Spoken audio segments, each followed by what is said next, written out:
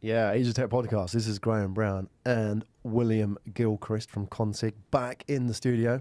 Back. Thanks for having me. Oh, I'm really excited. I'm glad to have you back. You're a man I like to have a good riff-raff with. Well, thanks. I'm glad to be back. This is awesome. I was waiting for my time to come back on. So. Yeah, you got invited back on. Well, you know why? Because what I'm trying to do here on Asia Podcast now is I'm trying to help Asia find its voice.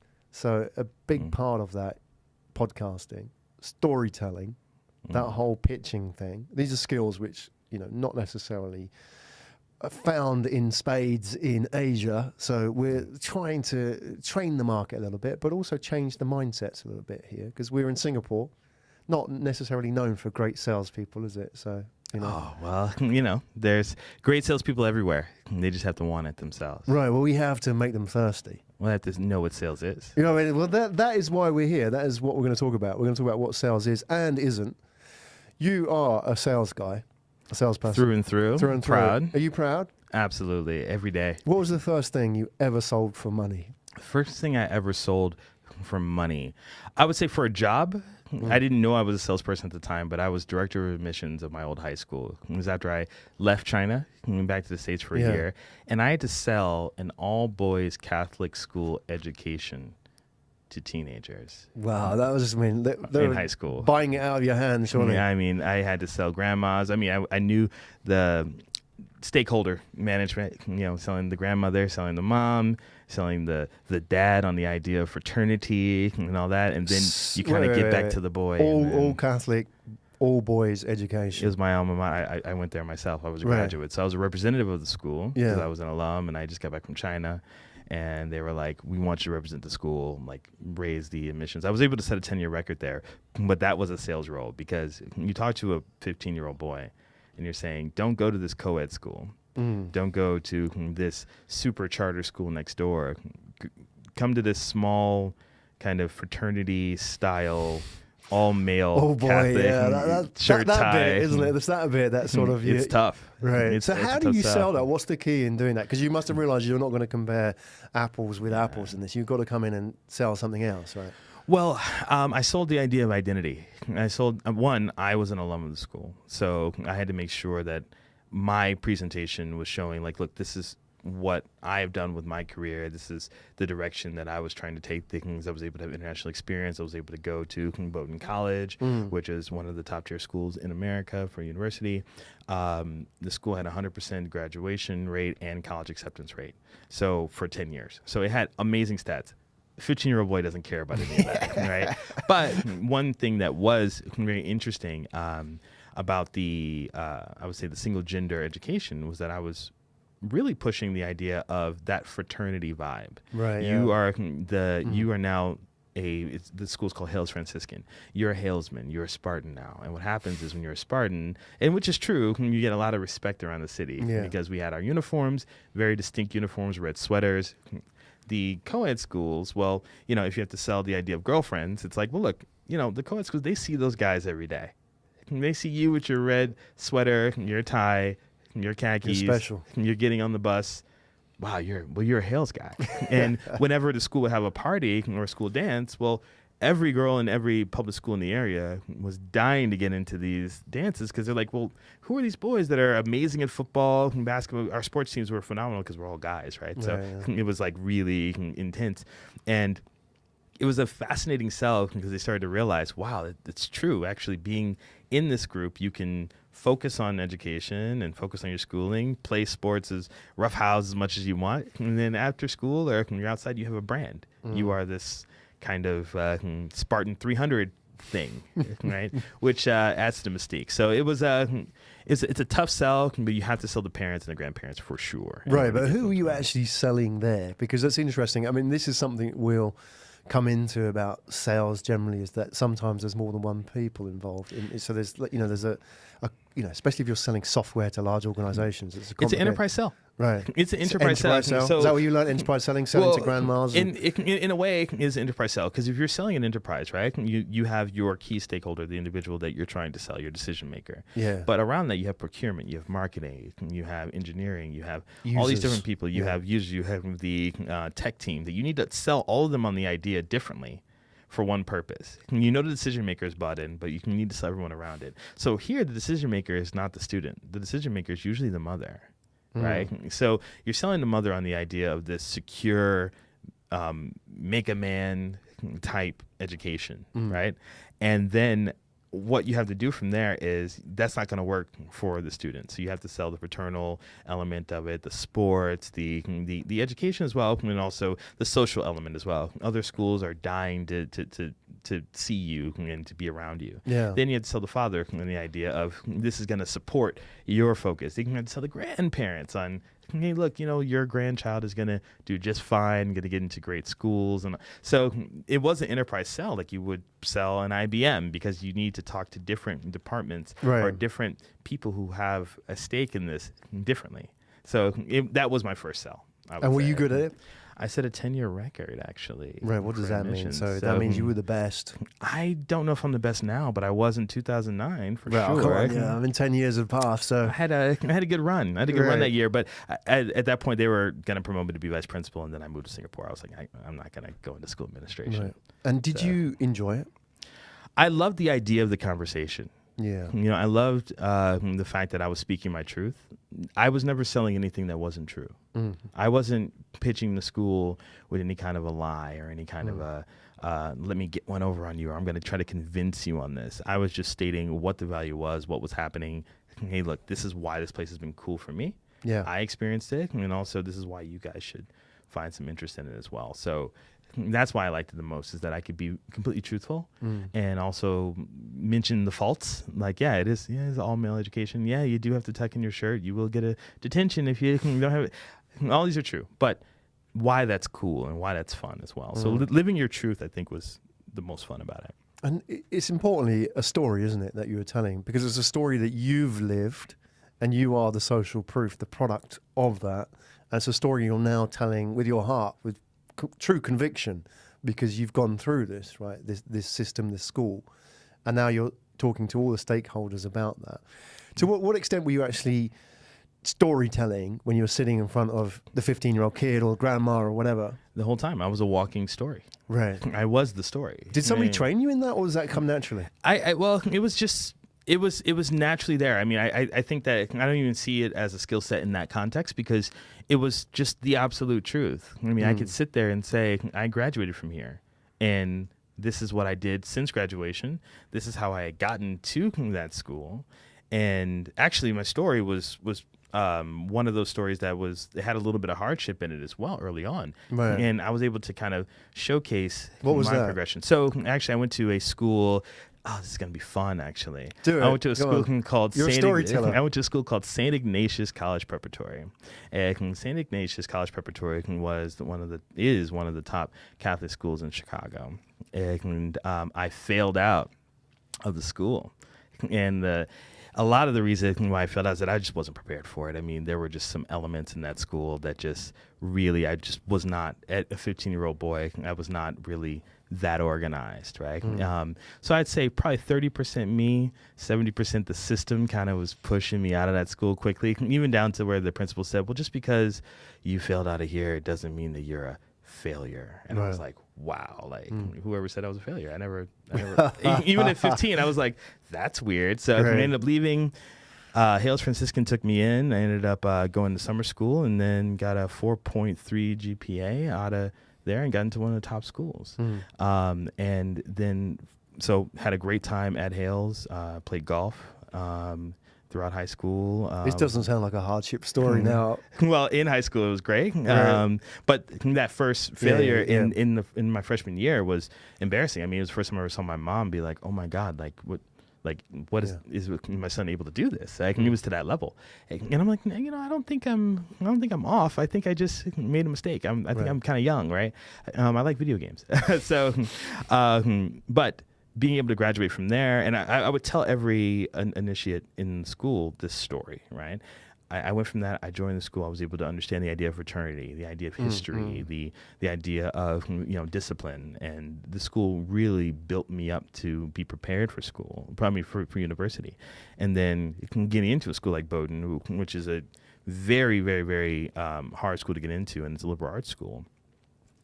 Being able to go through that, graduate, do well there, and then go off into my international career, I would say a lot of it spans from Hales Franciscan. So I was able to that story was how I started most of my conversations, which was based on my personal experience with that school and how it practically just saved my life. I mean, it brought me into a space of having the right mindset, having that kind of business acumen, and also that security of that fraternal feeling, like everybody in the school, students and staff, kind of had your back. And that was a big sell for the kid as well, because the kids are trying to figure stuff out. Yeah. And it's like, look, we're here. This is you're joining something that's beyond reading a book every day. This is a team of people that's here to develop you in whatever which way you want to go. So if you would compare your approach, and as a top salesperson, compared to, say, an average person who was still selling the same product, quote unquote, that you were selling,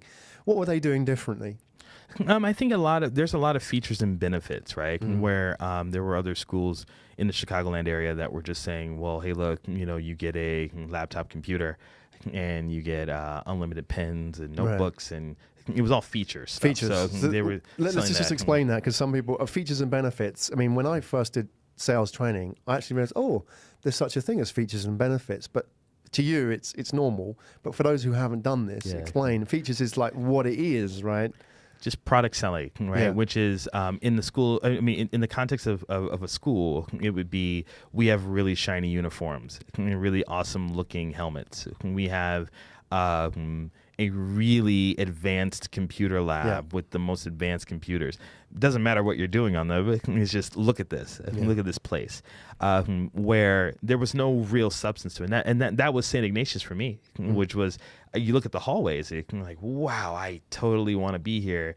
But you don't realize that the school, a lot of times, they weren't really angling towards helping me as a person. It was just, you need to buy into the system or these features and utilize these features. So same thing that you find in tech sales as well these days, that no one is going down the Simon Sinek route. No one talks about why you're doing what you're doing. Yeah. It's just what it is, and kind of like how fast it is, how much more memory it's got. Not like, actually, what is the benefit to me? You said, like, for example, for me as an individual, as a human being, what can this do, right?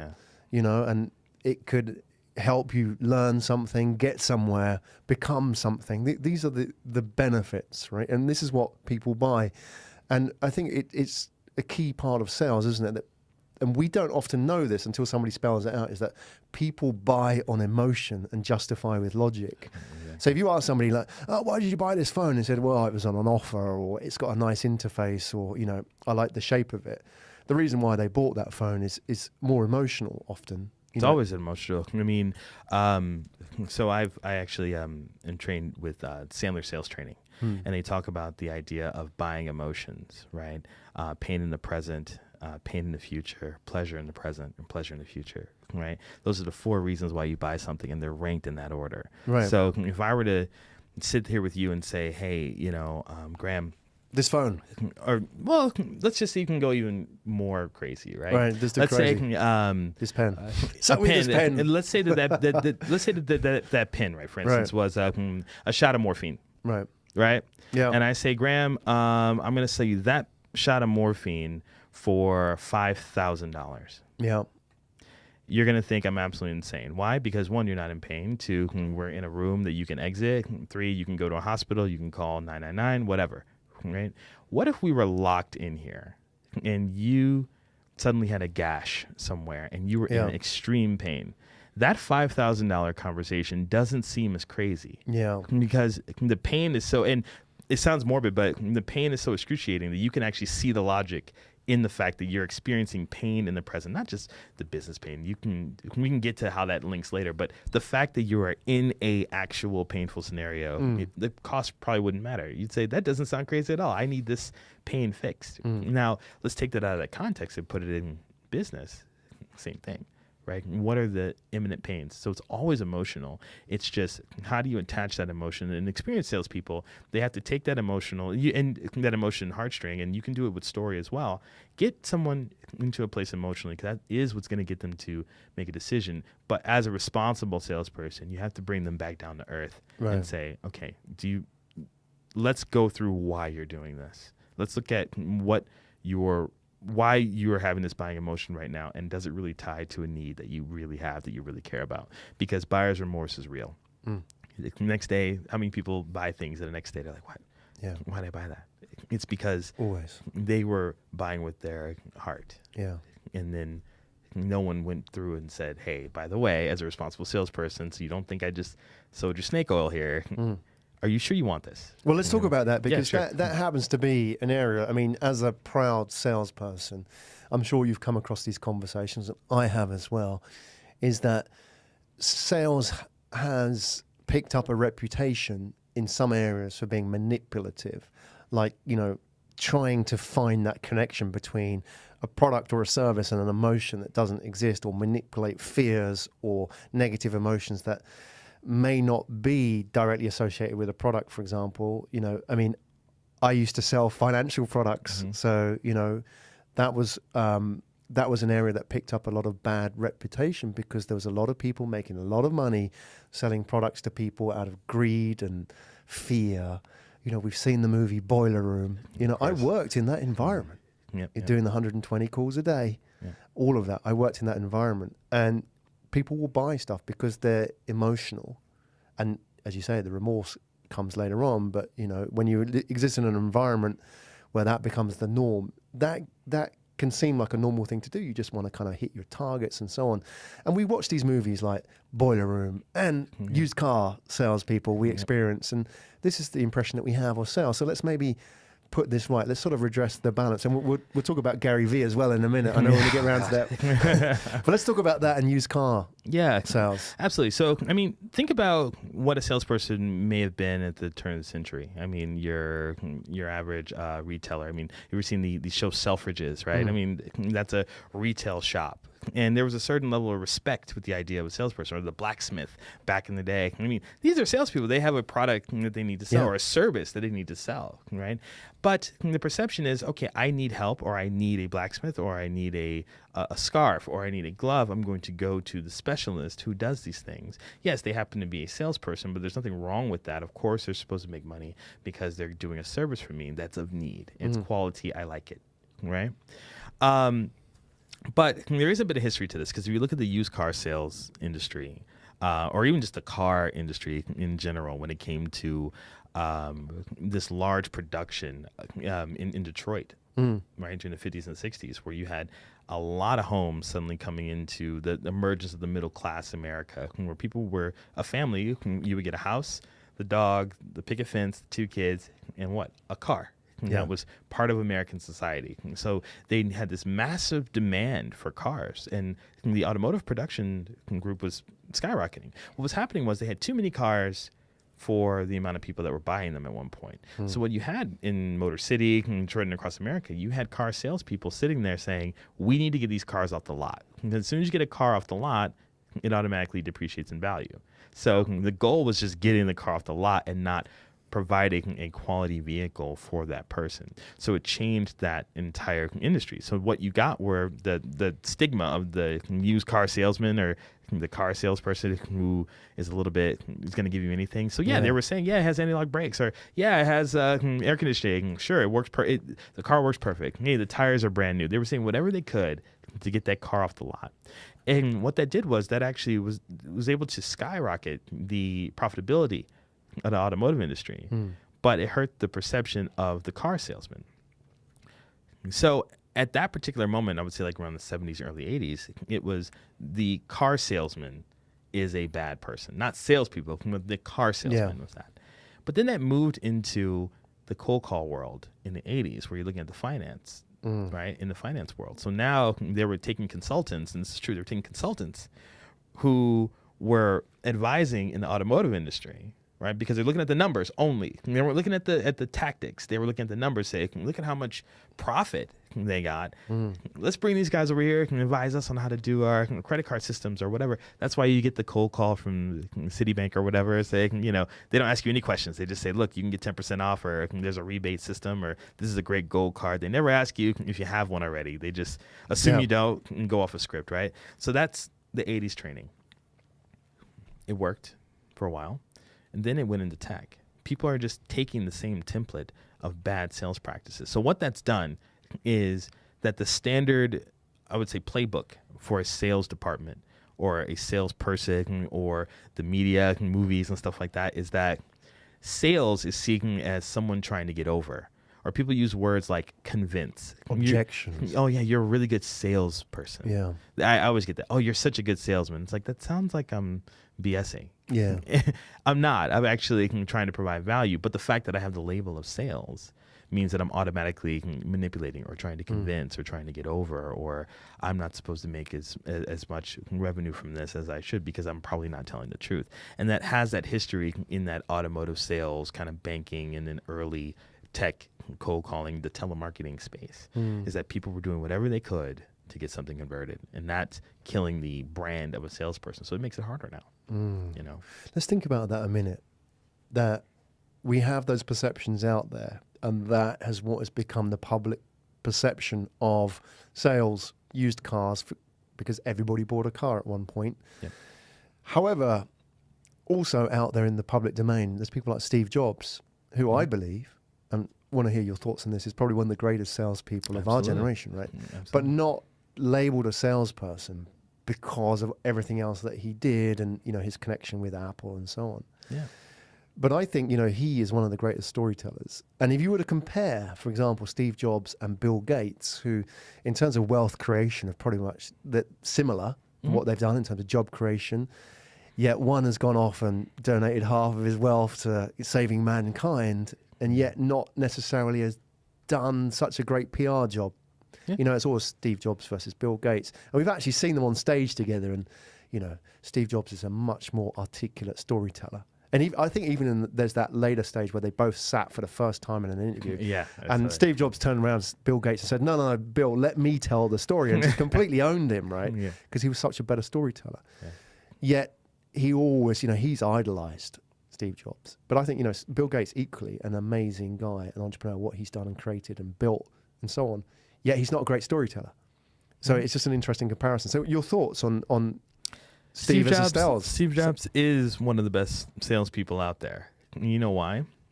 Name me one time Steve Jobs ever asked you to buy anything. Never did. He never told you to buy Apple. He never told you to buy an iPod. He never told you to buy an iPhone. He never told you to buy a MacBook. He never told you not to buy a PC. He never really focused on the negatives versus positives. You know what he did? He lived his truth. And he said, hey, look, this is really cool. Here's some of the cool stuff that we're working on. Here's some of the problems that we can solve in your day-to-day. He was one of the top salespeople in the tech space who never actually needed to do a sales pitch because there was no point. He had good products. And those good products, all he had to do was showcase the value. And then people connected the dots themselves. It's no different than any other salesperson should be doing in the tech space now. I've never sold anybody in my life. I've only presented value, and I've allowed people to connect the dots to sell themselves. If you think you can push somebody to give you their money from a product, then you're going down a path that is not necessarily genuine in the sales world. And that's why it's funny. People always bring up Steve Jobs being such a great salesperson. I've never seen him on an infomercial saying, just for $29.99, you can buy it. Never. Yeah. It's always, this is what we're working on. Right. So there's a couple of interesting things you said, William, and I want to pull those up. I want to come to that lived his truth part, because you mentioned that a couple of times. So let's come to that in a minute. The fact that Steve Jobs was the CEO of Apple and probably the most important salesperson in the organization. CEOs, are they the most important salespeople in an organization? No. I mean, as a sales rep, I would say no. Everybody on the sales team. Well, everybody should be selling. Right. I mean, even that's an important point. Right? Everybody's a salesperson. Yeah. If you work for the company, if you wear the jersey, if you are HR, if you're an engineer, if you're a webmaster, you kind of are selling. Yeah. Whatever label you're under, or whatever product you're. But what does that mean though? Because it's not like you say infomercial style selling. Presenting value, your value within that company. If you're an engineer for Google, talk about what Google's done for you. Talk about how awesome the projects are that you're working on and how it ties into the broader organization. That's a sell. Yeah. If somebody hears that at a coffee shop, they're like, wow, Yeah, that sounds maybe I cool. should look into that. Yeah. You know, if you, I mean, I watched, there's a company called Tableau, right? I'm doing a lot of shout outs today. I don't know if I'm in trouble for this, but anyway, I was in this conference with the Tableau guys, and you had 10 different people in Tableau, all different positions, and they all had this vibe of they knew exactly what they did for the company. They absolutely loved it. They felt inspired, and they knew what their company was there to do. And they all had a story behind why they're doing what they're doing, whether they're an engineer, a programmer, a salesperson, a marketer, whatever. And it made you want to Google Tableau and say, man, what are they doing? They must be doing something amazing, because all 10 people, they do different roles, and they are in this. They're really in this, and they are selling this to me without me even really knowing fully what it did. This is some years ago. I know what they do now. But at the time, I'm like, wow, that inspired me to dig deeper into what they do and send them referral business. Because I say, hey, look, these guys are great. That's selling. That's when everybody knows what they're there to do. They're presenting value, their connection to that value. But not a single person in that room asked me, hey, would you like to sign up or would you like to buy something? Like, that's where people get it confused. Absolutely. Well, that kind of links into this idea of living your truth. Yeah. Now, you've mentioned it a couple of times. So what exactly do you mean by that? I mean, being complete. Why do we tend to believe that in the sales world that we need to hide information or omit certain facts, or that's like the used car thing, isn't it? Yeah, just not giving people the real reality of the terrain. I mean, maybe there's a product that's better than yours, and even as an experienced salesperson, you could say that. You can actually, and which is very strange, right? You can say, by the way, this one's better. Here's some of the things that I said that we bring to the table in comparison to them. You have to make your decision here, but this is what we think that we are the strongest at, and this is how we can help you based on everything you've indicated. But honestly, you could spend a little bit more, or hey, look, this product might be good for you as well. Make your own decision. So many times I've been that upfront and honest. It's amazing to see how many people go, wow, it's disarming, isn't it, in many cases? Well, yeah, they expect you to lie. They expect you to, like, no, I'm going to tell you the truth. We're strong here. We're building to be like this, but look, we do this very well, which means that all the things that I say from there on, they know is 100% truthful, because I gave you the option to go check out a competitor or check out a superior product.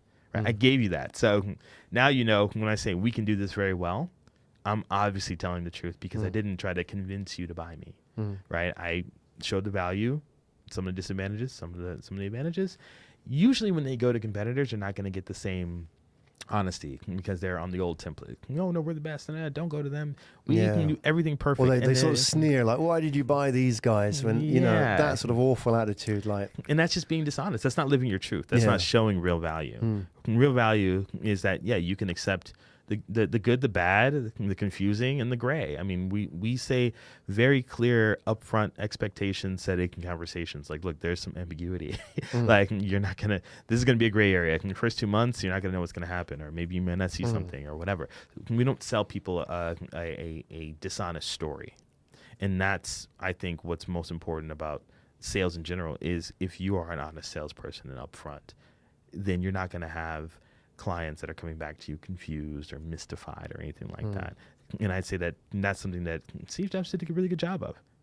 This is cool. This is great. This is what it does. This is what it doesn't do.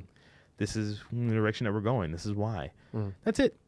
And you can connect the dots if you want to buy it. You can connect the dots if you think it's cool.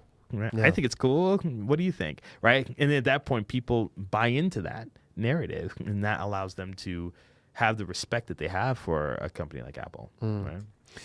Yeah, well, I think it's great that you are setting the record straight for sales, because, especially the tech space in which we're in, it's not necessarily one that is, especially here in Asia as well, is that well known for great salesmanship or salespeople, right? Often it's build it and they will come, or, we come from engineering roots as well, where it's like build it and then, sales is the sales department's problem, right? Yeah, exactly. And we've seen, for example, like Apple have sort of addressed that, but that's a US company here in Asia. I know we're sort of coming around to Asia, but before we do that, there's somebody that we have to reference, Gary V. Now, because I think, it's great to have you here, because, we've talked about sales and what sales is and what sales isn't. Yes. The value of sales, and I've been an entrepreneur for 25 years, and I've sat 20 years, nearly giving my age away there. But the point is, I was sat with everybody in my companies, and I said, look, companies fail in the long run because of sales. Either the cost is higher than the sales, or the sales is lower than the cost, right? So it's obvious. Sales is the lifeblood of any business. It's vital. Sure. It's what we're all about. No matter what you're doing, if you're building an iPhone or you are doing peer-to-peer finance or whatever, blockchain, it's all sales at the end of the day. Conversions. So... Well, I would say that, most companies fail because they don't understand their sales, and they're being underlined, right? Sales sometimes, it can have its pluses and minuses depending on the quarter, but I would say most businesses don't understand how their products should be selling or how they can sell. They just have this idea in their mind of saying, look, I believe we should be $1 billion company in 12 months because I bought it and 3 of my friends bought it and I'm the owner of the company. I believe that my sales cycle is 1 day. And it's no, that's not how it works. It doesn't work like that. Like, right. We just spoke to 2,000 people and only 3 people really responded to an email or a call, right? That's your sales cycle, right? That's your conversion rate in terms of a lead. But a lot of business owners believe that the sales should be dictated based on how they see them and not based on how they are in the market. So what happens is the salespeople end up getting these devil horns painted on them, where it's like, well, now the salespeople are not doing their job. But really it's like, well, are you training your salespeople? And also, are you looking at the market from a realistic lens, not from the ego that you believe this is going to succeed? It's like that's not how you should look at sales. You should look at like, okay, what's happening? How many people have you spoken to? What have they said? Let's take that information back. Let's make an adjustment on how we approach what our value is, right? And that's the key thing. That's the science though in sales as well. There's a process and there's a discipline there which not a lot of people appreciate. I mean, if you go into Salesforce and look at what they've done, they've shown that there is a science and a process in sales. There really is. And Salesforce is great for I would say the sales admin. But where is who's speaking on behalf of the sales rep? The person out there having to do the cold approach. The person out there who gets rejected 5 times in an hour. Right? Can we talk about rejection? Yeah, we can talk about rejection for sure. Well, that's kind of where the Gary Vee thing was. Like, I saw this clip on LinkedIn. I don't know if you guys have it queued up, but no, we don't. But we put a link in the show notes. Talk us through it. So there's this Gary. Now, let me preface this by saying I really think Gary Vee is awesome. I myself was looking at a few of his videos and all that, but then I started to see some content that started to go outside of, I think, what he should be kind of covering. Or there's this one video where he talks about how you should fire your top salesperson because your salesperson is probably a jerk and they're producing the numbers, and everybody who is over this salesperson is letting it happen, and we should do a piece on why you should fire your top salesperson. And he says, that will kill. That will like really get a big buzz. And immediately it'll give the HR the power to go to the CEO and say, we need to fire John tomorrow. Right. And he'll be fired. But why did he say that? Because I'm sure, you must have taken that out of context. No, but he surely didn't say that. He put it out of context. So it's a soundbite. So I'm sure it was a broader conversation. Yeah. And he can try to clean it up in the, I guess you can say the excerpt that he put over the video, where he changed the wording a bit, where he said, well, you're a top salesperson if they are a jerk, right? But that's not what he said in the video, right? Yeah. And the reason why that's dangerous is somebody like him who has such a huge platform, he has a lot of respect. I mean, I know he's in Singapore a lot. I know he's advising a lot of people, and a lot of people look to him to kind of shape their business or to find some type of a metric, right? Yeah.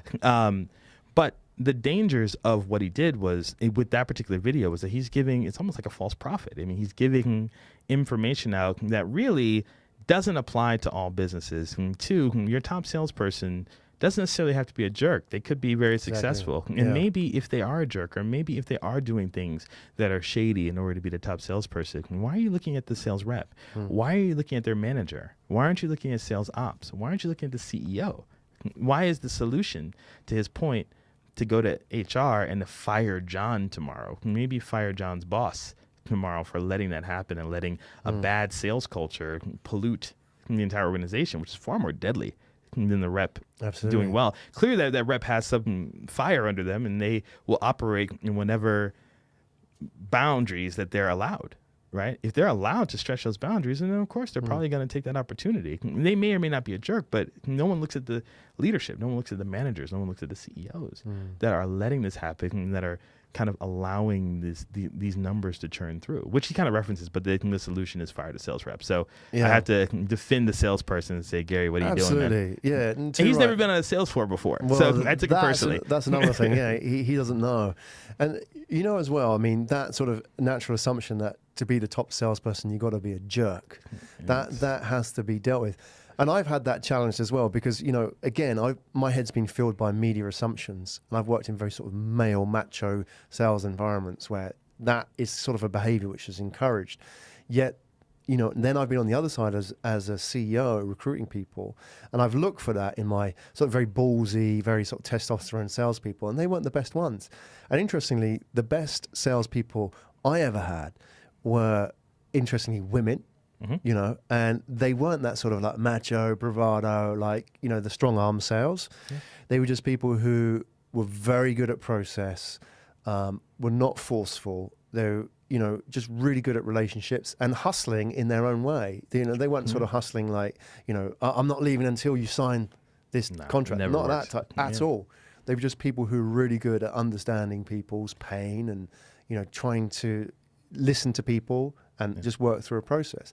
And that's completely challenged me because I had this image that it was a used car salesman that I needed to, go out and field sell and all that kind of thing. But it wasn't. It was something different. So the top salesperson doesn't have to be a jerk and often isn't. Often isn't. I mean, I'm an introvert completely, which is weird because I have to put on an extroverted persona sometimes to sell. But being an extroverted persona doesn't mean I'm type A.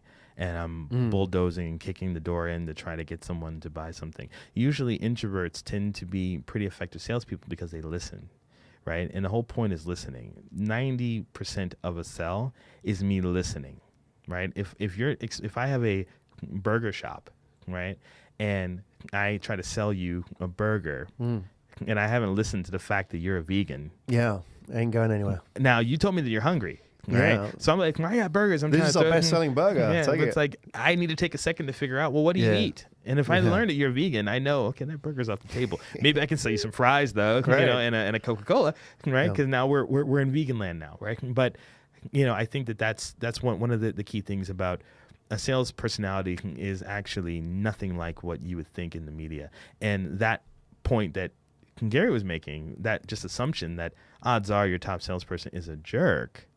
What? I've never seen. Most of the top salespeople I know are really charismatic, personable, help you take the jacket off their back and put it on you type people, because that is the sell. It's the connection.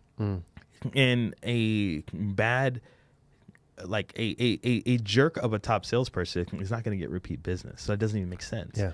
Because most of your sales career is based on your portfolio, your Rolodex, your little black book, your phone contacts, right? If you're a jerk, if you're somebody who has been bad to your peers, your colleagues or whatever over the last few years, well, they're going to be promoted and eventually they'll be sales leads in other companies. And you've been a jerk? That doesn't make sense. So from an actual logical standpoint, most salespeople are actually very truthful people, very straightforward people. They may not have the best training on how to position their value, that's a different point. But most salespeople, if they're doing anything, they are probably doing an honest sell most of the time. Yeah, absolutely. In the end, they win out. In the long term, the karma, it pays out. Relationships, absolutely. So I want to throw a couple of ideas out there onto the table, and we just sort of talk about them. Is that one, we all live by selling.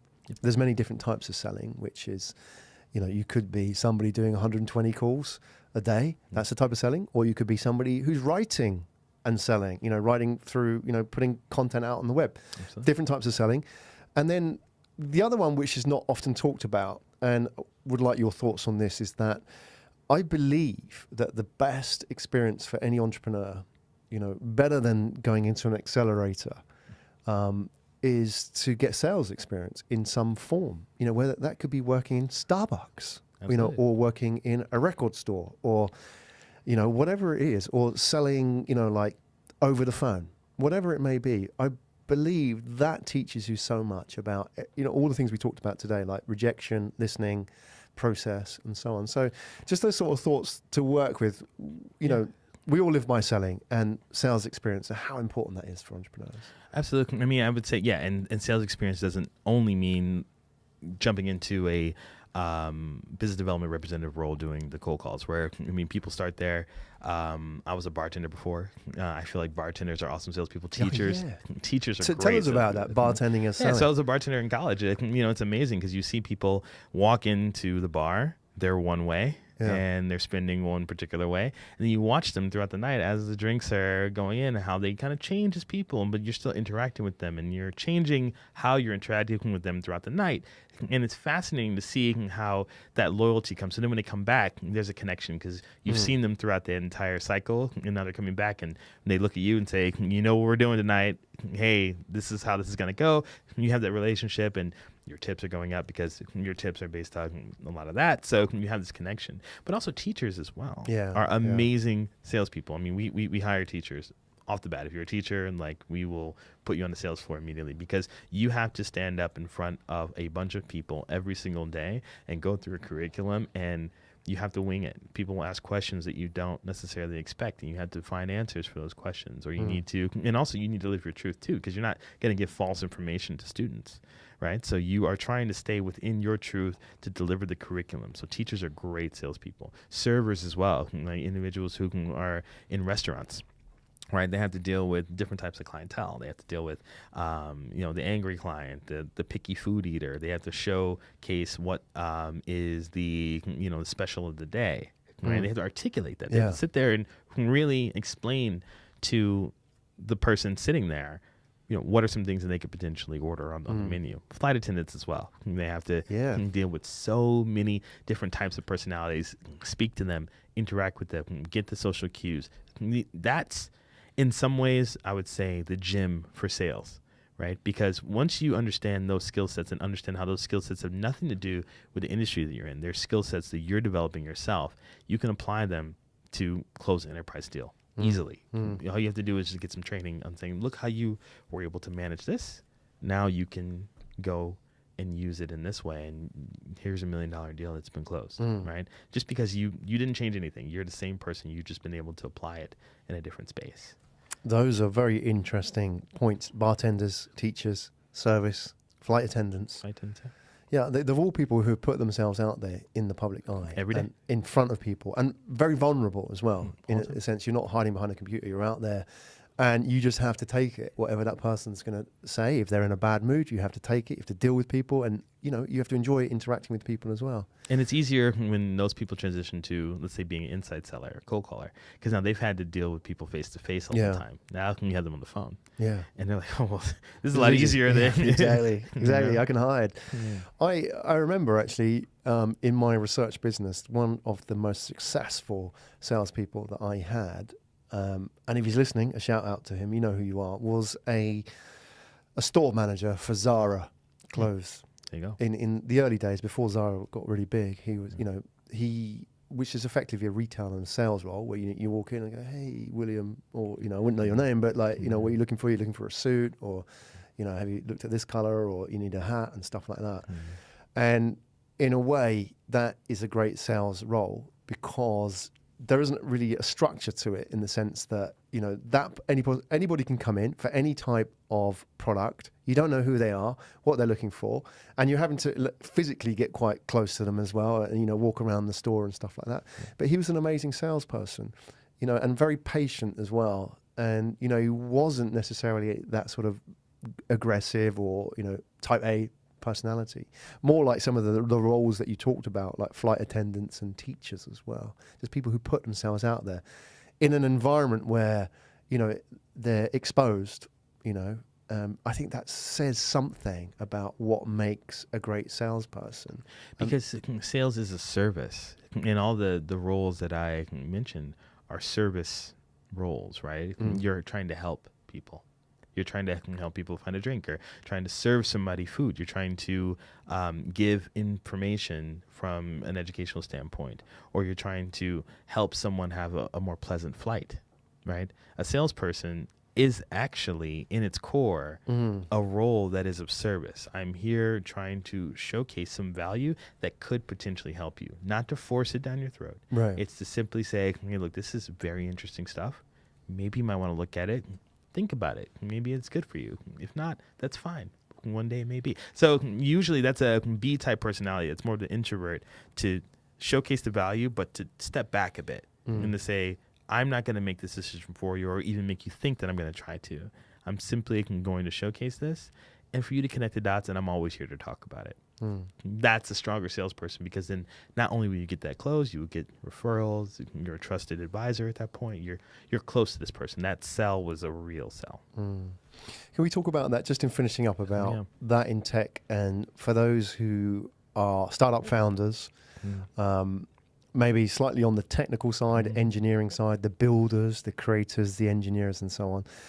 They make stuff. They're not natural salespeople, or they don't think they're natural salespeople because of that sort of persona. Stigma. The stigma, right? But they need to get out there. They need to tell their story. They need to get off their ass, out of their comfort zone, and go out and share that with the world. They don't necessarily have to make 120 cold calls a day, but they just need to kind of like convey their story and their value to the world. Are there sort of patterns with these type of startup founders where you can easily identify, the hacks or the quick fixes where they can say, look, this is really going to help you. That maybe you're not a salesperson in your own self-perception or your own image, but I find if you do these things or take these simple steps, it will really help you in getting your message out there, because you're kind of in your own world here, sat coding your app. Nobody knows about it. What kind of works really? What are the quick fixes for these guys? Well, a lot of the companies and a lot of the business leaders that I see here, I mean, there are a lot of reasons for this on one end, and I can get into that later, but not thinking about the sell is the best sell ever. So you don't need to be a salesperson. Just what do you do? What is your product? What does it do? What is the manifesto? What is it standing for? Right? What is this company standing for? What is it here to do? Why is it cool? And why would people find it interesting? That is sales. Forget the call to action, right? We have all these phrases, and make sure you need to have a hook question to get someone in. Leave that to the salespeople. That's an art in itself, right? We know how to move things through the pipe to get a yes or no, right? And a no is just as important as a yes in the sales world. If you tell me no, I'm equally as happy as if you tell me yes, because I'm like, great, now I know where you are, cool, we've had a great connection, see ya. But if someone who doesn't see themselves as a salesperson, if they can just simply articulate what it does, and very clearly articulate what it does. I mean, we call it an elevator pitch. Forget the buzzword. What does your product do for the world, and why is it interesting in 30 seconds? That's all you have to have. If you can do that, you will sell a lot more than you think, because you can clearly, that's one thing Steve Jobs is really good at. He can clearly and concisely articulate what this thing is and why it's cool and why people should care. That's the only reason why we think he's a great salesperson, is because he was able to simplify very complex hardware for people to grasp, right? The guy sold us a tablet that's been in technology for 40 years. We've had tablets before. Now we have an iPad, right? I mean, that was an amazing keynote. But really, it's 40-year technology. You just optimized it, right? But he was able to simplify why this would matter. The idea of the iPhone and the laptop being too far apart from each other, so having something in the middle. Now, that is a pure sales pitch, because tablets have been around, but it was fantastic because he showcased a value and let people make their own decisions on whether or not they wanted to buy it. He never said, buy this. What you find with a lot of companies out here, and a lot of it has to do with the fact that they have had large investments, so they're really stressed out and trying to prove out some of the investments that they've gotten, VC funds, et cetera. So they're really trying to run to try to get something going, right? The growth story, So the problem with that is that it's affecting their ability to actually get what they need out of the equation, which is you have to forget revenue for a minute and make a good product and be customer centric, right?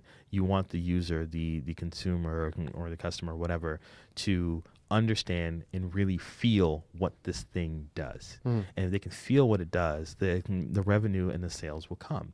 But you have to stand for something.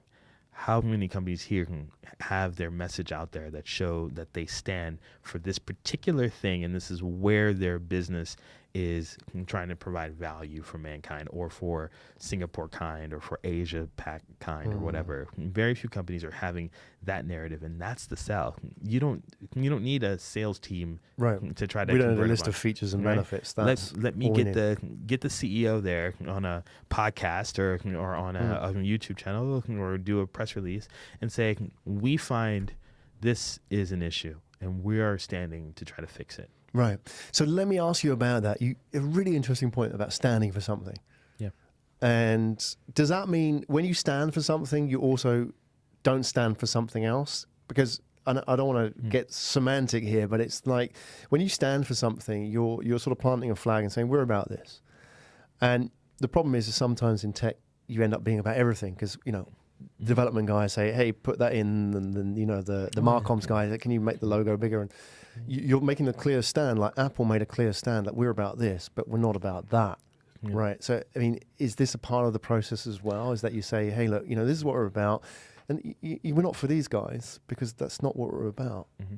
Well, look at what Google did, right? What's in their manifesto? Taking the knowledge of the world and making it readily available to the common man, right? For free. I mean, that's what Google is, taking information. Now, that turned into media, it turned into YouTube, it's turned into email, it's turned into maps. So information is everywhere, right? Your maps, your point A to point B, or your YouTube video content. I mean, all this stuff is information. It still fits within the manifesto of what it's standing for. It's getting you information in one place at ease, right? So if you are Food Panda, right, your message is we are trying to make the connection between F&B and the common person more seamless, whatever, right? Whatever it is, stand for something. Now F&B can change, right? That can turn into an honest bee, whatever, right? I mean, it could turn into a lot of other things. Food Panda could have changed and had a Red Mart scenario or whatever. But where are these companies showcasing and openly saying, we stand for this particular thing, and every move that you see us make as a company will also fit in that narrative. And it's a simple 1 to 2 liner. Right. What do you stand for? But how do I get there? This is like, I mean, I've gone through these sort of like restless nights lying in bed and think, what are we about? And, when you hear it with so much simplicity, like with Google, you wonder if that came like in the early days naturally, or they brought in a consultant to try to. What is our mission statement? Let's brainstorm this. And where does that come from? Because I guess the listeners want to know. I have a Food Panda or an Honest Bee or a cloud enterprise sales organization. How do I get to that sort of clarity? I know it's not going to come overnight, but is there a process that I can take and go through that's going to help me do that? Can I talk to certain people? Do I have to do certain things to help me get closer to that sort of message that you're talking about? I would say it can't come from anyone else but the actual person who's starting it. And I think that the worst thing is if you were to go to a consultant, because then that would actually change. It's not from the heart. It's not living your truth. Right? You're not living your truth at that point. You now are getting advice on how good this could sound to convince people to just that totally takes it in the opposite direction. Yeah. Whoever is the business leader and the business owner needs to sit down and say, I wanted to make a food delivery service, or I wanted to make a taxi application. I wanted to make a grocery store app. I wanted to make an e-commerce platform. I get that I wanted to do this specific thing, but why do I want to do it? And what is it doing for the region that I'm targeting? Now, let me think of the manifesto to say, in the event that it's not dependent on anything, in the event that a grocery store was to shut down, a company like Honest Bee should say that has nothing to do with what we stand for. We just happen to be providing the link between a grocery store and people. But what we stand for actually sits way beyond that, right? We can do a lot of different things. I mean, I love what they're doing with laundry and all that. They're just connecting services, right? So that's a prime example of the mission is above your initial kind of starting point. So I think that it comes from, you need a starting point. You need something that's going to get you in the business, right? But why do you want to do that? What is it really doing for the world, and why does it matter? It shouldn't be dependent on anything. It should be an independent idea that has dependencies. That's kind of how I would see it, or how I work through it. It's a journey as well, trying to find that. Completely. And, like you say, it's got to be the founders, or the founder. And I think they've got to have conversations with people and keep talking until, you hear it reflected back on you. Because Google didn't come up with that day one. Oh, of course not. That was from a lot of conversations and filtered through lots of people and reflected back on them and refined and until, they thought, that's what it's about. So you got to keep talking about it. But how often are business owners taking time not thinking about revenue and profit? Because it takes a mind that is not thinking about money or conversions or sales revenue to really reflect and look into the stars and say, why am I doing this? Yeah. It cannot be money based. Like, oh, this is really good because there's an angle here. That's the worst. Because you're talking about an angle, or if you're talking about we could potentially be a $1 billion company if we do this because there's just so many people in this place. Yeah. That's where it's a problem. And that's where wrong, you're losing the inspiration. Right, you're there for the money. You're not there for the idea. The why, and the idea is there. Exactly as well. And it's a nice sort of seg into the whole idea of hopefully why you're here, why we're talking, why people should write and they podcast. I know you publish articles as well, and why we should do this is because that process of storytelling and telling that back to other people, and even when I'm talking to you, I'm in a way teaching myself in my own head. Like that process of getting it out there and crystallizing my thoughts is one step closer towards that why. Because, when we have these conversations, we're not necessarily thinking about, okay, is the revenue ticking through as we're having this conversation, right? We're taking time out of that to talk through these ideas and crystallizing it and bouncing back off each other. That's why I enjoy doing this with people like yourself, who have these ideas as well, because I can almost echo and hear my own thoughts come back on me as well, which is great. Because then, that sort of makes sense. Somebody else is validating it for you. So that process of talking to people, putting yourself out there, publishing, podcasting, video, writing, public speaking, whatever it may be, presenting in some form is a great way to get to that why. And the closer you get to that why, the better your sales message becomes. You become a salesperson. You become a sales pitch naturally. But part of putting yourself out there, which is another piece of sales, which isn't so positive, publishing, putting yourself out there, coming up with your message that you need to be prepared for the great white shark coming in there and attacking it, poking at it. And you need to have a strong chin to be able to take those hits and to be able to take the feedback and to make your adjustments. Admit when you're wrong. Admit when you've gone left. Admit when, hey, look, you know what? That probably didn't make any sense, and not taking yourself too seriously. And that's the thing. I try to never take myself that seriously, ever. I am the first one to laugh at myself. Yeah. Because there's a certain liberating power in that. The fact that I can come up with an idea or some type of a manifesto or some type of mission in our company, and then I'll have a new hire tell me, well, that's ridiculous. Let me explain why. And I'm not going to feel any type of way other than like, oh, this was a really good point. Hey, let's go with this. Let's see, right? There's no ego here. There's no, absolutely. Take the hits. When you put yourself out there, be okay and open to rejection. That's also the next step of the sales process as well, being a salesperson. It's never, notice I'm not talking about pitching.